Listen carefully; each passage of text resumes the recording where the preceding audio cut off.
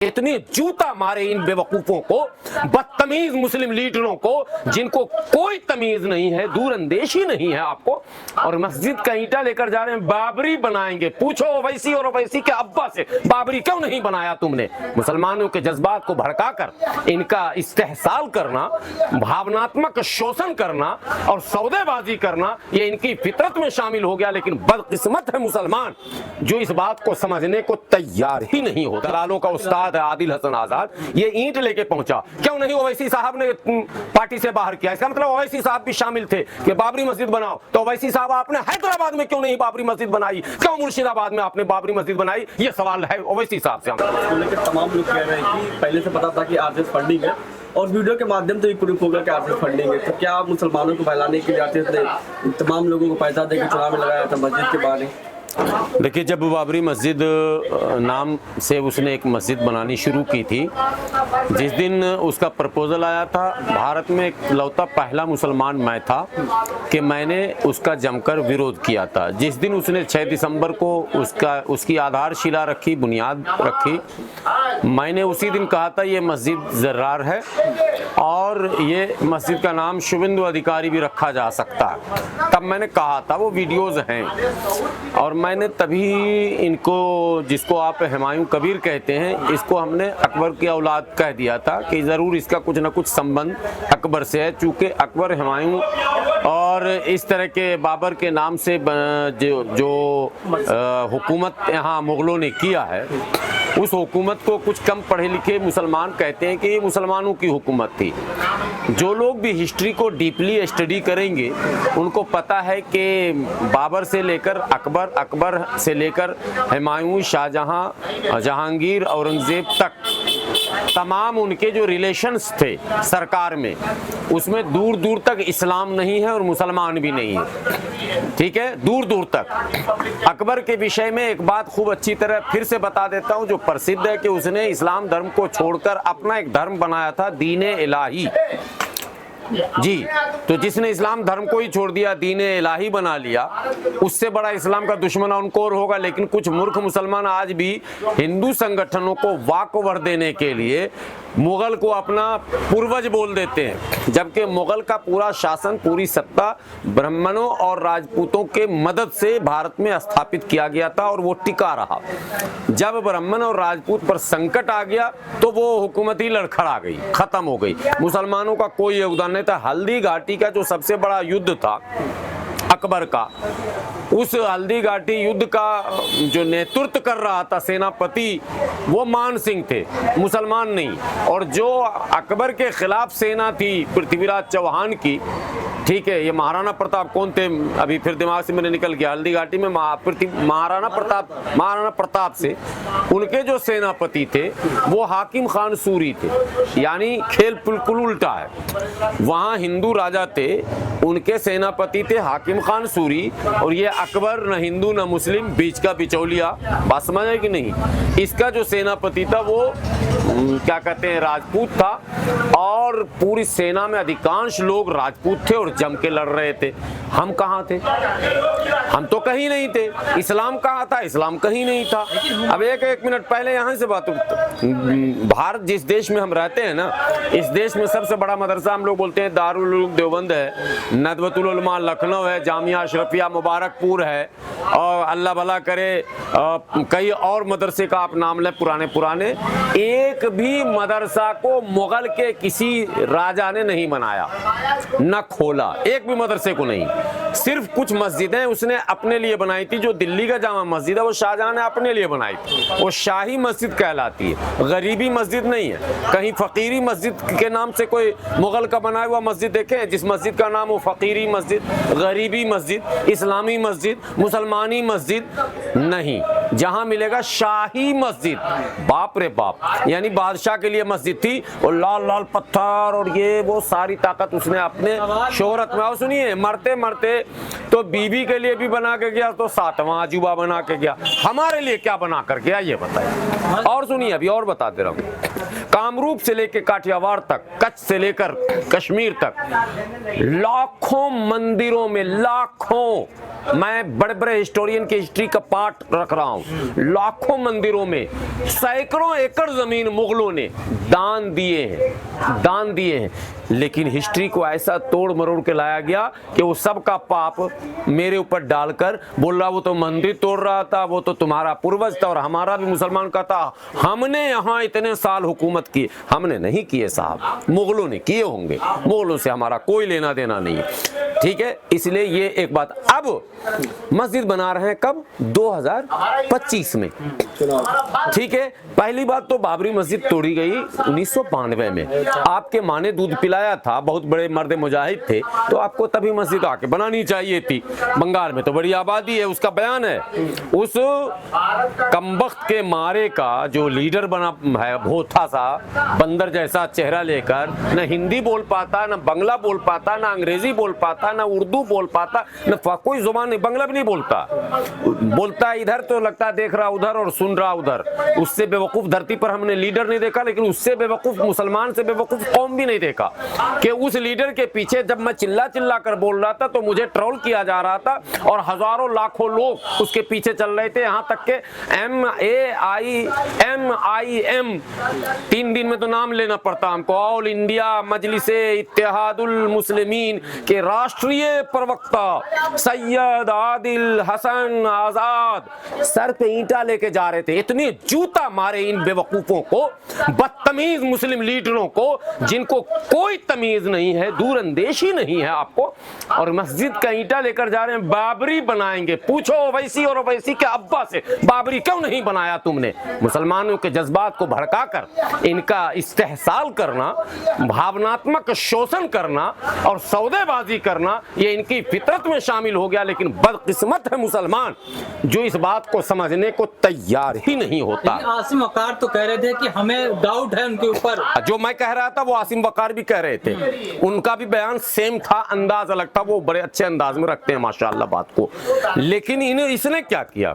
ये जो सौदेबाज का दलालों का उस्ताद है आदिल हसन आजाद, ये ईंट लेके पहुंचा। क्यों नहीं ओवैसी साहब ने पार्टी से बाहर किया? इसका मतलब ओवैसी साहब भी शामिल थे कि बाबरी मस्जिद बनाओ। तो ओवैसी साहब आपने हैदराबाद में क्यों नहीं बाबरी मस्जिद बनाई? क्यों मुर्शिदाबाद में आपने बाबरी मस्जिद बनाई? ये सवाल है ओवैसी साहब से हमारा। गुमराह किया गया ओवैसी साहब को। ओवैसी साहब गुमराह हैं, किया नहीं किया, वो गुमराह हैं, गलत रास्ते पे पूरे मुल्क को ले जा रहे हैं। All India Muslim personal law board से मेरी गुजारिश है कि अगर अपनी साख बचाना चाहते हो तो ओवैसी साहब को निकाल के फौरन बाहर किया जाए, वरना all India Muslim personal law board भी कूड़े में डाल दिया जाए। गठबंधन तोड़ लिया ना उनसे। अरे गठबंधन किया क्यों?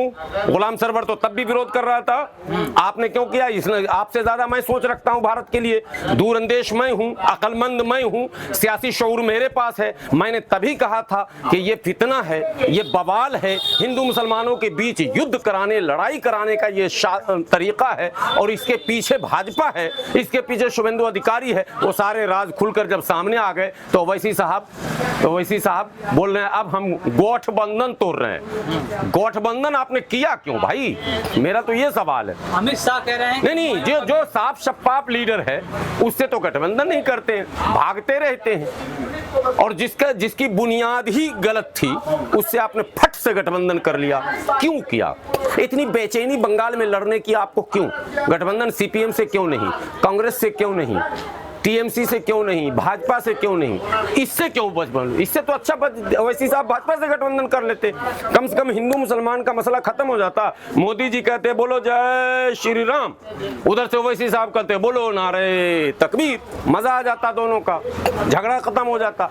ये दोनों को अलग अलग जो कर रहे हैं, मोदी जी उधर जय श्री राम करवा रहे हैं और ओवैसी साहब नारे तकबीर करवा रहे हैं। अलग अलग क्यों करवा रहे हो? आप दोनों गठबंधन कर लो, खेल खत्म करो। अमित शाह कह रहे हैं कि हुमायूं कबीर और बीजेपी दो छोर हैं, एक नॉर्थ पोल दूसरा साउथ पोल, कभी एक हो ही नहीं सकते, क्योंकि वो एक बाबरी मस्जिद बनाने वाला बीजेपी के साथ नहीं आ सकता। बाबरी मस्जिद बनाने वाला, बाबरी मस्जिद तोड़ने वाला, बाबर को यहाँ देश में रखने वाला उसी आइडियोलॉजी का आदमी है। बात समझिए, अकबर के घर को आबाद करने वाला उसी आइडियोलॉजी का आदमी है। आप समझिए कि नहीं? इतिहास का एक और ऐसा पन्ना है। भारत बड़ी विचित्र देश में हम लोग रहते हैं। यहाँ 5-5 किलो राशन की जगह पे 5-5 किलो अकल बांटने की जरूरत हर महीने। बात समझिए, रामचरितमानस जो लिखी गई गोस्वामी तुलसीदास जी के द्वारा, वो अकबर के शासन काल में लिखी गई। और गोस्वामी तुलसीदास जी के उस रामचरितमानस को सम्मान से पढ़ा जाता। या तो तुलसीदास झूठे या पूरा हिंदू समाज झूठा। तुलसीदास जी ने उसमें बाबर अकबर के बाप का नाम है। बाबर किसका नाम है? अकबर के बाप का। अकबर के बाप का नहीं, अकबर के दादा का। बाबर का बेटा हुमायूं, हुमायूं का बेटा अकबर, दादा का। दादा के नाम की मस्जिद मंदिर तोड़कर बना दी गई तो अकबर को तो पता ही होगा, तो तुलसीदास जी को भी पता होना चाहिए। तुलसीदास जी ने सब कुछ लिखा, लेकिन वो नहीं लिखा कि हाँ अयोध्या में एक राम मंदिर हुआ करता था और उसको तोड़ के ये बाबर ने जो है मस्जिद बनवा दी। या तो तुलसीदास जी अकबर से डर गए, कुछ तो पंगा है ना, ये विषय है कि नहीं।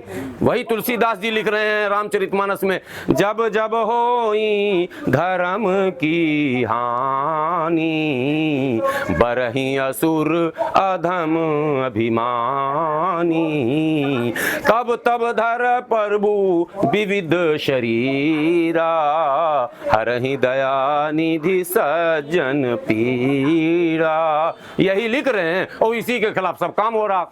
अगर ऐसा था तो अवतार तो उसी समय होना चाहिए था। इसका अर्थ जो है वो यही है कि जब जब धर्म की हानि होगी, जब तक पापी, लुटेरा, अन्यायी, समाज को बर्बाद करने वाला पैदा होगा, तो मानव रूप में कोई अवतार आएगा जो इन सबों का सर्वनाश कर देगा। लेकिन ऐसा तो हुआ नहीं, अकबर तो ग्रेट बन गया।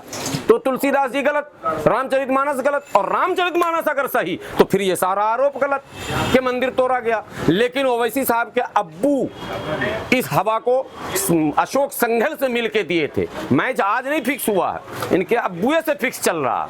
अब्बू के बाद ये डब्बू, डब्बू के बाद बब्बू, बब्बू के बाद ये चब्बू, जो लौंडा 10 साल पहले राजनीति में आया, जो अब जमीन पे पैर ही नहीं है आदिल हसन आजाद का, पैर ही नहीं है। तेजस्वी को तुम, अखिलेश को रे, राहुल को बे, ऐसे करता रहता है और अपने आप को बोलता है मैं तो बहुत बहुत बहुत बड़ा राष्ट्रीय प्रवक्ता बन गया हूं।